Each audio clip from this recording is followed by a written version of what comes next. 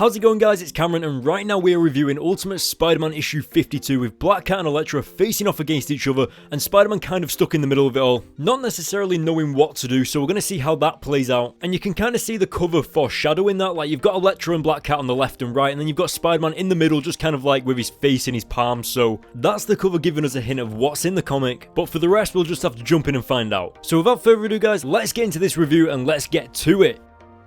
So the issue opens up in a very noir / gloomy type of way with the Kingpin, and something that I love is that we actually learn that Elektra has volunteered to do this for the Kingpin. She wants to prove herself to him and prove that she can get the job done. And you can really see it in Kingpin's face that this is a serious thing to him, like this tablet thing. He wants it over with tonight. And if it's not, then I'm pretty sure there's going to be some consequences, especially because Spider-Man's involved. Now as we're going over to Black Cat, Elektra and Spider-Man all still fighting on this rooftop, we get like this awesome montage of all these shurikens or blades or whatever they are flying all over the place. And you get the genuine feeling that Elektra is trying to kill these guys. Like there is seriously no holding back with her. Now as I read this comic, I couldn't help but feel that the entire comic is based on this one rooftop. Like seriously, these characters do not move off this rooftop for the entire issue, and we saw that previously in Ultimate Spider-Man issue 13 when the entire issue was just Peter and Mary Jane in Peter's room, and that's when he revealed his identity and all that crazy stuff. Obviously it's probably happened in other issues since then, but the rooftop is kind of giving this arena feel as if they're actually in a battleground right here. And that's pretty awesome. Now something that I found pretty interesting about this comic was Spider-Man was kind of torn between choosing sides. What you've got to remember is that both of these guys are bad guys. Like I know Black Cat isn't necessarily a villain, but she's not exactly a good guy either, so it was really awesome to see Spider-Man put in that situation of having to choose sides, even though both of the people in front of him are a form of bad guy? I don't know, but either way it was cool.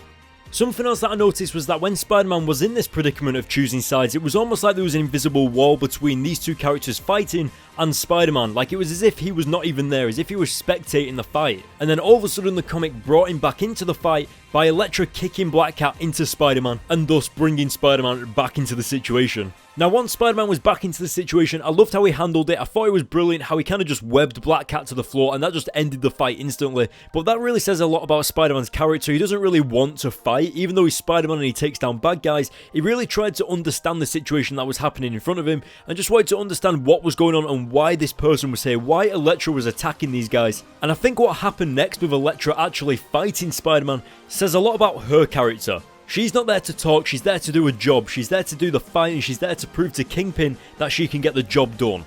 So anyway, earlier on we heard Black Cat actually shouting to Elektra saying, "Tell him I'm not like my father," and all this crazy stuff.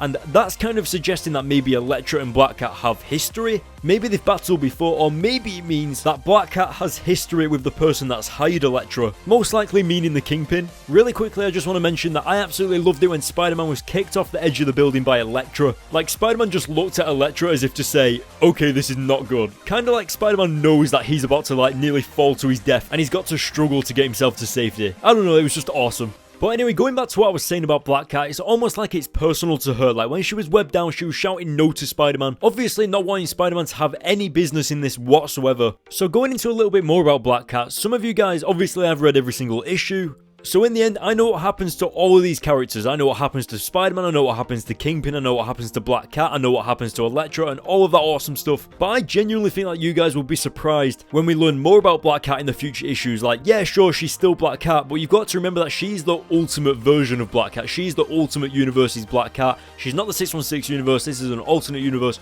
So there are slight differences. And I don't know if you guys will be annoyed with like what we're going to find out in the future. Personally, I think it takes away from the character of Black Cat a lot. Now, obviously, I'm not going to reveal anything, but she's got the white hair, she's got the goggles, she's got the Black Cat outfit and all that. And I'm not going to reveal anything, so I'll speak about that a little bit more in detail when we get to it. But for now, we'll just leave it at that. So as Spider-Man makes his way back up to the rooftop, we discover that Elektra and Black Cat have both completely disappeared. They've gone somewhere. Elektra might have kidnapped Black Cat and took her to the Master, or they might have just gone their separate ways, or they might have teamed up and gone together, who knows. But back there as Spider-Man was making his way back up to the rooftop, we also got some dialogue from Spider-Man talking about how he's got a girlfriend, and how Black Cat put an advertisement in the newspaper telling everyone where she's going to be. So obviously that's how Elektra found her, and Spider-Man actually pointed out that that was the dumbest thing that he's ever heard of, and to be honest that is quite dumb. Even though she didn't exactly point it out where she exactly was going to be, she did give a little bit of a hint, so yeah, that's kind of her fault. But it's nice to see Spider-Man continuing his humour in this serious situation. And now as we get to the end of the issue, we go back over to the Peter Parker residence with Aunt May,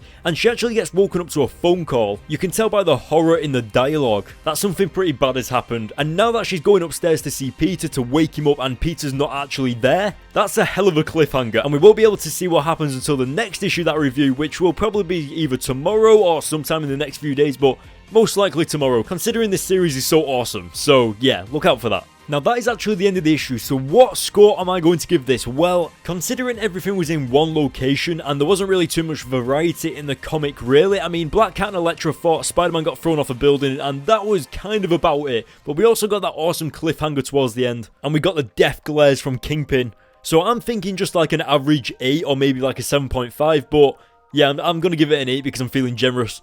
But now we're coming towards the end of the video. Guys, go to the links in the description to follow me on Twitter and Facebook to stay up to date on all the comic book news and updates on my videos, etc. You can speak to me on there, mainly speak to me on Twitter. You can ask me questions and everything like that. And as for keeping up to date on my YouTube channel and the videos, hit the subscribe button, hit the like button on this video, and I will see you all later.